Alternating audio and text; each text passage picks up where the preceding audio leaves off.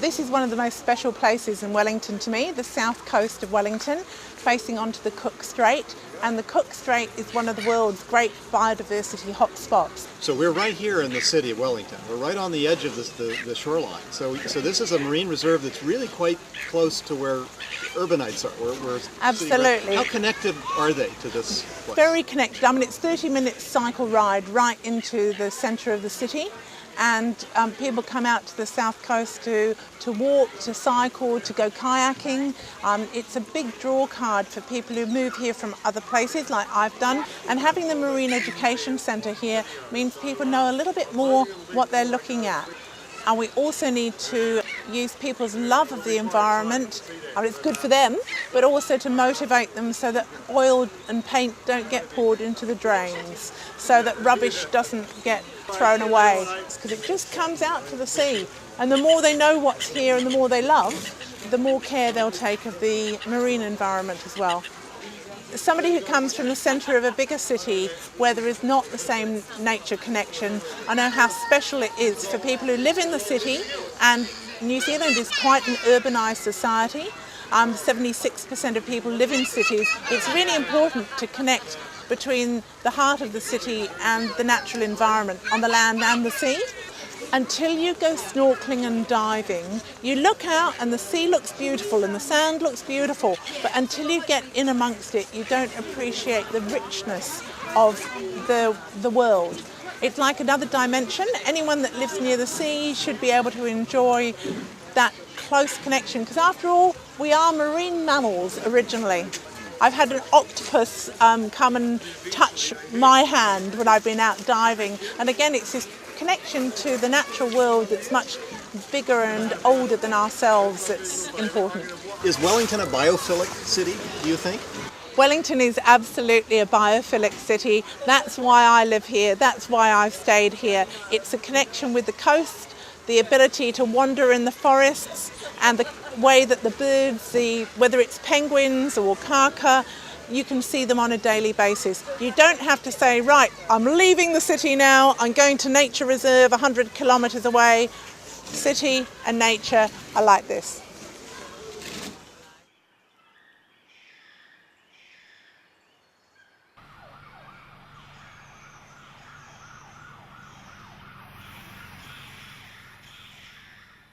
All of New Zealand has been affected by a whole range of introduced mammalian pests.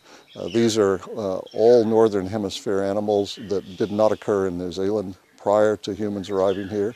In fact, there were no terrestrial mammals here in New Zealand at all. So there have been a very large number of extinctions due not so much due to human activity as to the camp followers that we brought with us. So 3 species of rats, 3 species of stoats and weasels, possums, cats, dogs, goats, pigs, I could keep going, and the effects have been disastrous for particularly bird life in New Zealand, but actually the entire fauna and much of the flora too.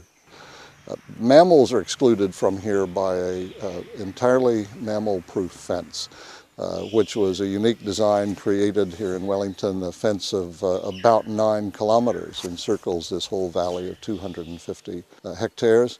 It's a big volunteer operation to patrol the valley. There's always a risk of mammals coming back in. So in the immediate aftermath of the fence being built, we quickly had birds like tui and native pigeons, caribou, coming back into people's gardens, and those numbers are only growing. Other bird species are now coming in as well. In the past year, the number of kaka, which is one of New Zealand's native parrots, has come back in big numbers, and those numbers continue to grow.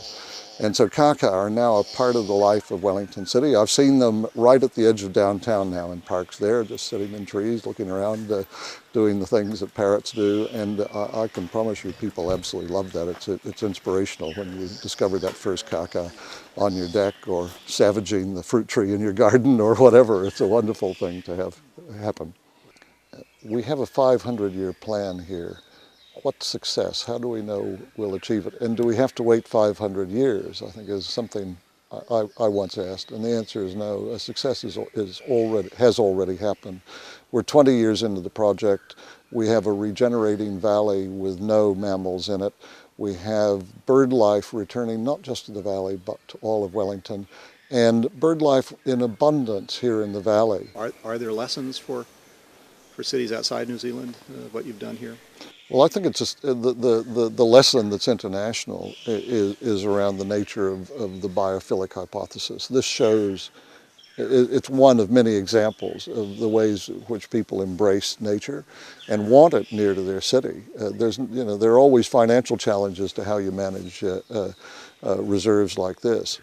But the key thing is people want it, and we now have 90,000 people coming through here every year. Some of those are international visitors, most of them are New Zealanders, and I think there's no indication that that growth will not continue. We will continue to have more and more people, and at the same time we will inspire other sites. So you don't have to travel 100 miles or 500 miles to see something that is increasingly pristine. You can see it next door to you, really, in the city. When history is written about all of these, Zealandia will play a central role, but everybody, the really good things only happen because everybody embraces it. It captures the heart of the public, and that's happened. We were fortunate the early town planning.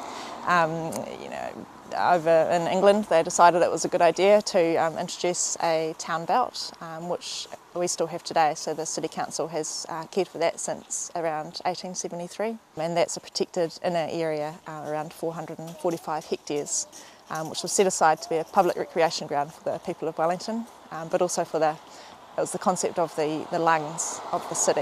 And so we've been able to take that concept and apply it to an outer greenbelt area as well. So the outer hill range, mountain range around the city is also protected and enjoyed for recreation and biodiversity values. You just mentioned the town belt, the outer green belt. Yep. Is the blue belt the next iteration or the next? Absolutely, absolutely. I mean, you talk about the vibrancy of the city and people will immediately think of the waterfront, Wellington waterfront. There's been great improvements. It was essentially a big car park area, 20 odd years ago, whereas now it's an incredibly important public space. So managing it for its recreational, ecological, cultural aspects is hugely important. The little blue penguins come ashore at night and nest sometimes under people's houses, which is perhaps not so desirable, but also in nesting boxes. Seals, I think you might have seen one today, dolphin in the harbour, orca, rays, and that's just the stuff I can see with my naked eye standing from the land. So how we connect people with that, we've talked about things like periscopes on the waterfront, so people can see the life that's underneath their feet. So it brings greater meaning. When people can see something and name something, it means something. It seems like everything here has the possibility of having some reference to nature, to animals, to plants. Yeah, well, I guess I have. I was wondering about that myself, and whether or not we could do more in terms of showcasing our nature in some of our urban design projects. And then I kind of opened my eyes a little wider one day walking to work and noticed that our civic square area is full of natural features. Nico palms, which are native palm trees, instead of just boring old columns, they're shaped like Nico, or our bollards are shaped like fern fronds unfurling. Great sculpture in town, a fern ball, which is beautiful, and we've got wind sculptures as well to celebrate our wind, and dynamic kind of. Stormwater covers, natural kind of designs on them to help us think and remember about the streams beneath our feet. I think Singapore is referred to as a city in a garden, and Wellington in some respects is a city in a forest, a city in the bush.